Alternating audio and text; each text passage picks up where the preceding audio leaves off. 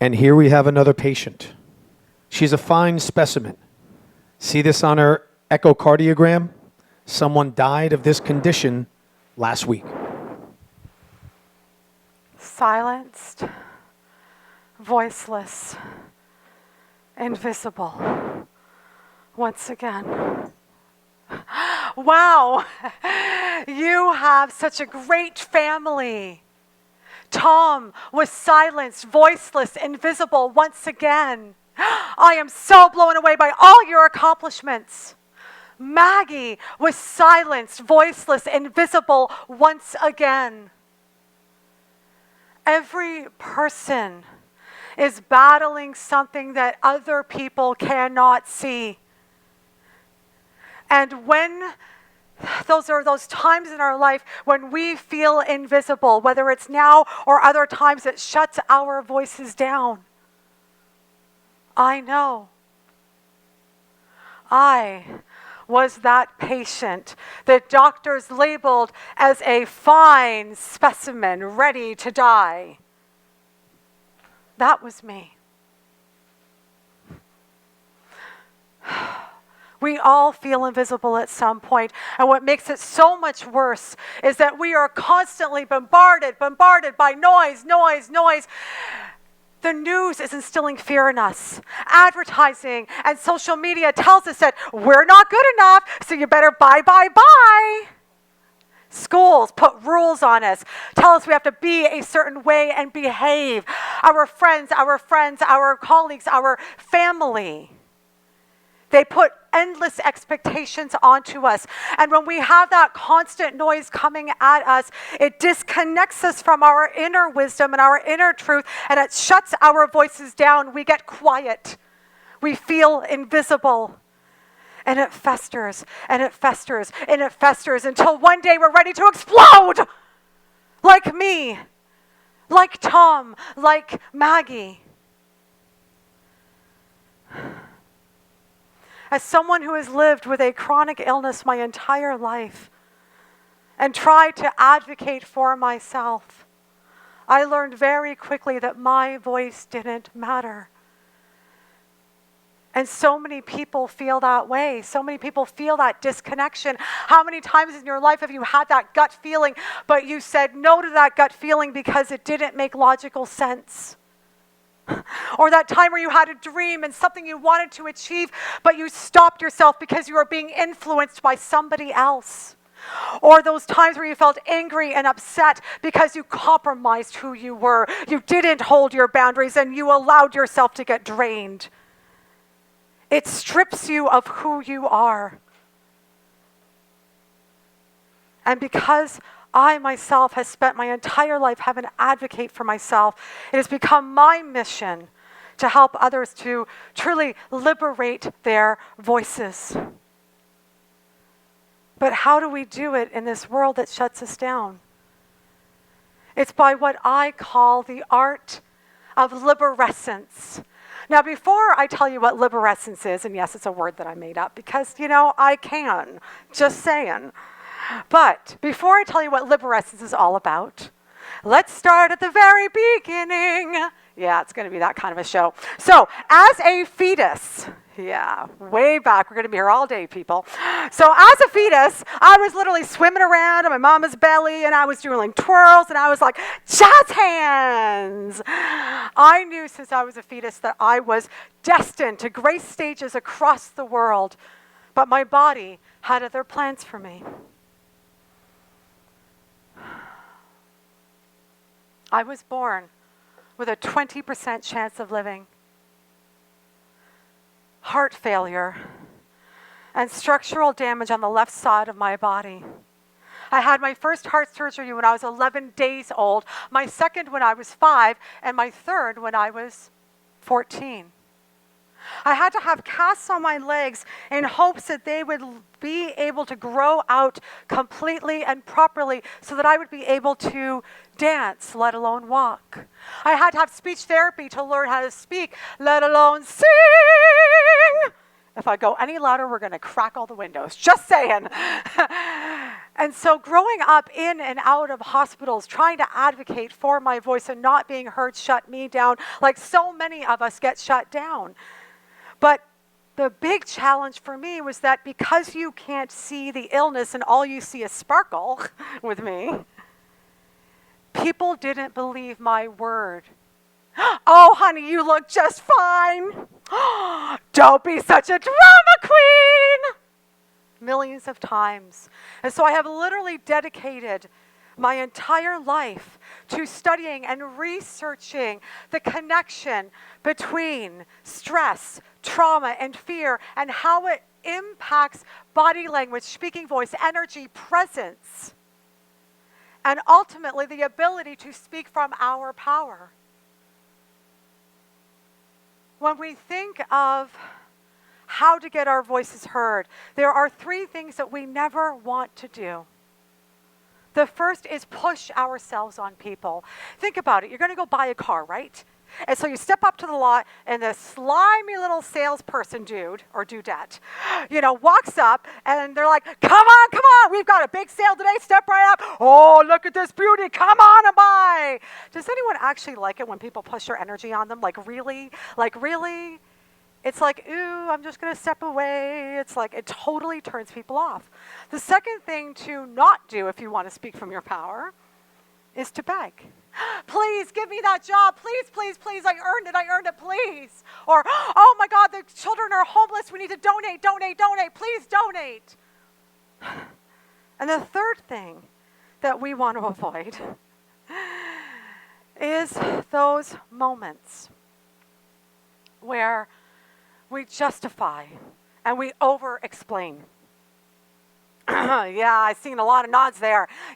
Like the woman who got to her job the next day and the project wasn't done. She's like, oh my God, I'm just so sorry because yesterday my daughter broke her leg. And then, we had to get her to the hospital. We were waiting for like 10 hours because there was a bunch of people in the waiting room and blah, blah, blah, blah, blah. And we didn't get home till 3 a.m. and I couldn't get it done, blah, blah, blah. Every time that we justify and over-explain, we beg, and we push ourselves onto other people, it is a big, huge turnoff. If anything, we feel like we tried to get our voice heard, and we didn't, and it makes us feel even more invisible. Instead, it's about liberessence. Before I give you the definition, we're almost there, I promise. Before I give you the definition, think about the many times that you have went into a gathering, whether it's social or work or networking, and you go into that gathering and you see that person across the room. And you don't know what it is. They're not doing anything, but they've got that it factor. They draw you to them. That's that invitation energy, and you don't need to be an extrovert to have it. They just have that presence. That's liberessence. Here's the definition. It's the art of not giving a shit what other people think of you, owning all of who you are, and speaking that from your truth and your power. So the first piece in the liberessence equation is presence. Presence. If we look at presence, it is defined by the state or fact of existing, occurring, being present in a place or a thing. In the case of liberessence, is about being connected to yourself, your truth of who you are. It is that connection to you. Now, how do we actually unlock that presence? Well, let's go back to my science degree. According to the National Institute, or the American Institute of Stress, or the Stress Institute, American Institute of Stress, here we go. If we look at the American Institute of Stress, we see that 77% of people experience stress that affects their physical health. 73% of people experience stress that affects their mental health. Now, how does that relate to presence? Well, from a scientific perspective, we have what we call a sympathetic nervous system. A sympathetic nervous system is your stress response. So when we are experiencing stress of any kind, it speeds up our heart, it tenses our muscles, and it scatters our brain. And when we have a scattered brain, it is near impossible to speak from our power because we're firing off on all these places we're completely ungrounded, and we're unable to communicate from a place of clarity.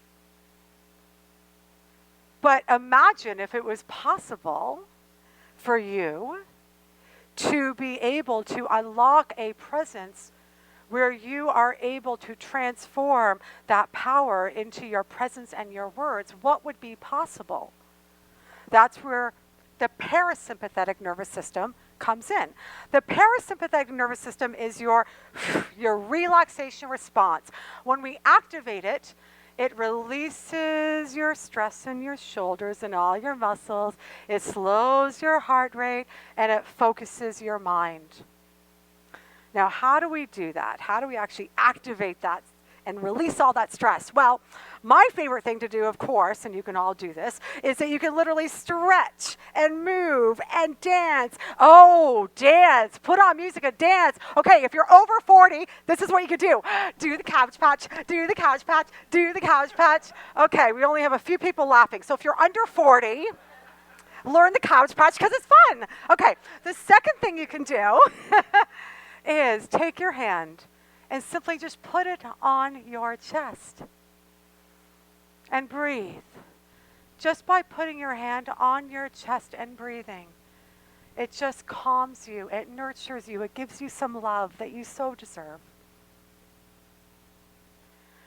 The next thing you can do is literally exhale longer than your inhale. So you would take a breath in and you would exhale down nice and long.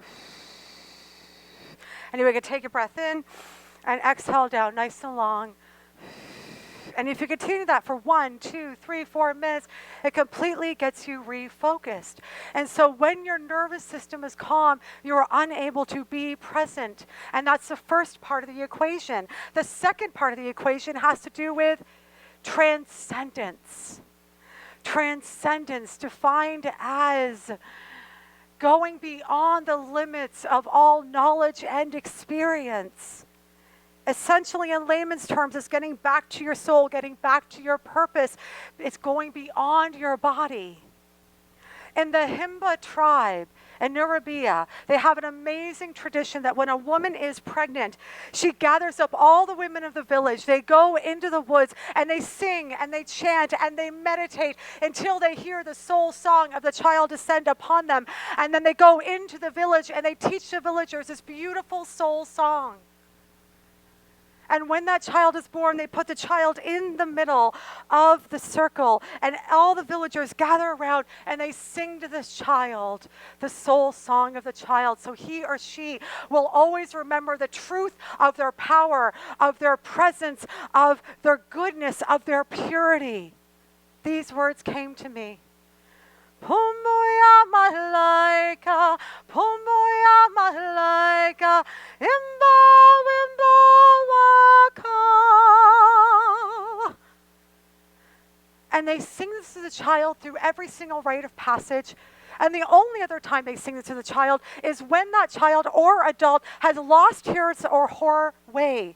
They have forgotten the truth and the power of who they are. And in those moments, instead of punishing them, they bring to them the circle and they sing, Pumboya malaika. And they sing and they sing until that child remembers who they are. Imagine what your song is. What is your song? What is that melody that descends upon you that helps you to remember who you are and go beyond this body and get back to your soul's purpose and your greatness? And the third part of this piece, of this liberessence equation, is effervescence, defined as that lively quality, vivacity, and enthusiasm. And again, you don't need to be an introvert, but it's that it factor. But how do we embody that? 1, ask questions and listen to others. When people feel seen and heard, they will feel drawn to you without you having to work so hard. 2, when it's your turn to speak, position your message in a way that makes them the hero, that they want to follow what you have to say. And 3, always make sure that when you are speaking, it comes from that place of truth and not your stress, not that scattered brain, not that trauma, not that fear, but you get back to that presence where you are in your body, and then you transcend your body, and then you feel that power in you, that you are then able to speak from your truth, because lots of people take speaking skills and they're good speakers, or they're good at speaking in their businesses, but they don't necessarily speak from truth and power. It's that alignment. So when you put the 3 together, you are fully liberated, and that is what liberessence is. So in remembering our past, when we felt invisible, when we felt voiceless, when we felt like we were ready to explode, we can now, starting today, reimagine what today and our future looks like, because the truth is that there will always be times when you feel like you are invisible. But knowing and practicing and mastering the art of liberessence will give you that opportunity to recalibrate extraordinarily fast, so you can step into your truth and your power and share that with the world and truly liberate yourself and get your voice heard. And while I still have moments where I feel invisible, by mastering liberessence, I've been able to go on and being a performing artist, most recently being the opening act at Times Square Fashion Week.